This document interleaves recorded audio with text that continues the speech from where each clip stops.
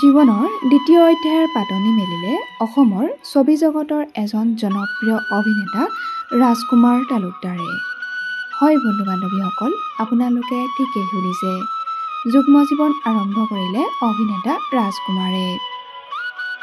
অভিনেতা ৰাজকুমাৰ তালুকদাৰে শিৰত সেন্দুৰ আঁকি দিলে পূজাক। বহুদিন ধৰি প্ৰেমত হাবুডুবু খাই থকা অভিনেতা ৰাজকুমাৰে জীৱন বাটৰ লগৰী বিচাৰি পালে। বিগত কেইবছৰমান ধৰি জনপ্ৰিয় অভিনেতাজন জড়িত হৈ আছিল ভ্ৰাম্যমাণ জগতৰ লগত। অভিনেতা ৰাজকুমাৰৰ বিয়াৰ খবৰ পাই উৎফুল্লিত হৈ পৰিছে তেওঁৰ অনুৰাগীসকল।